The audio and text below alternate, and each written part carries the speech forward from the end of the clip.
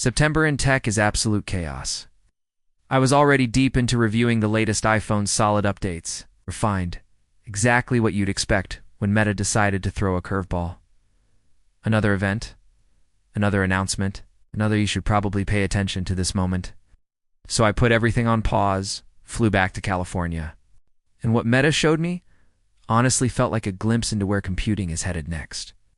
Less than a year ago, I tried Meta's Orion AR glasses. They were impressive, no doubt, but clearly experimental. They were bulky, insanely expensive, overheated icily, and relied on an external computing device you had to carry with you. Cool technology? Absolutely. A real product? Not even close. It felt like something meant to stay in a lab, not something you'd ever wear outside.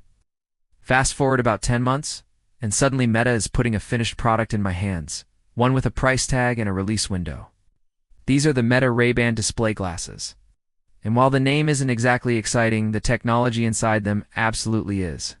Instead of going full sci-fi AR, Meta made a smarter decision this time by using a single-eye display. Everything appears in just your right eye, slightly off-center. Like a small heads-up display quietly living in your peripheral vision.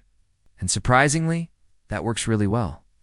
The display is sharp, colorful, and bright enough to use outdoors, even in direct sunlight. You can turn it on when you need it and completely forget it when you don't. Even better. From the outside, it's almost impossible to tell when you're using it. One of the biggest problems with earlier AR glasses light leaking out and making it obvious has basically been solved here. Controlling these glasses feels like something straight out of a sci-fi movie. Instead of tapping buttons or constantly talking to an assistant, everything is handled through a neural wristband. It reads tiny electrical signals from your muscles to understand your gestures. Scrolling, selecting, going back, adjusting volume, it all happens with subtle finger movements in the air. After a short learning curve, it becomes second nature. Somehow, text input using mid-air gestures actually works shockingly well. Writing full sentences felt faster and more accurate than I expected, and that's saying a lot. Another big win is that everything is built directly into the glasses now.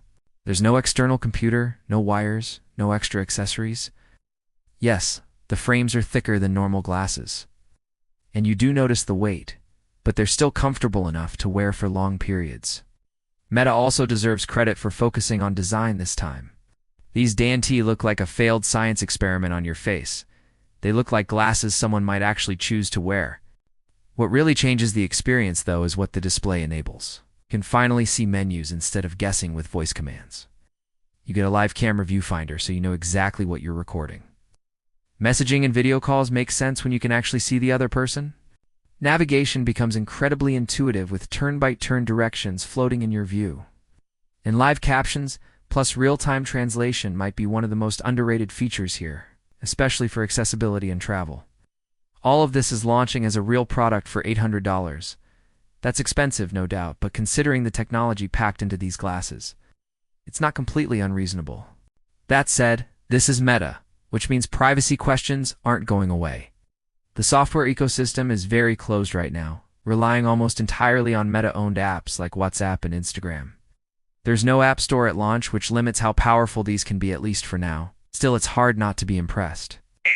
In under a year, Meta went from an impractical prototype to the best smart glasses with a display I've personally tried. This isn't the end of smartphones, and we're still far from that world, but it does feel like the beginning of a shift. A future where you, always need to pull out a phone to interact with technology. And maybe where technology feels a little more invisible again. Of course, there is still one big question left. How comfortable are we with people wearing computers on their faces? Is it better than staring at a phone, or just a different kind of distraction? That part is still up for debate. But one thing is clear, smart glasses are moving fast, and this time, they actually feel real.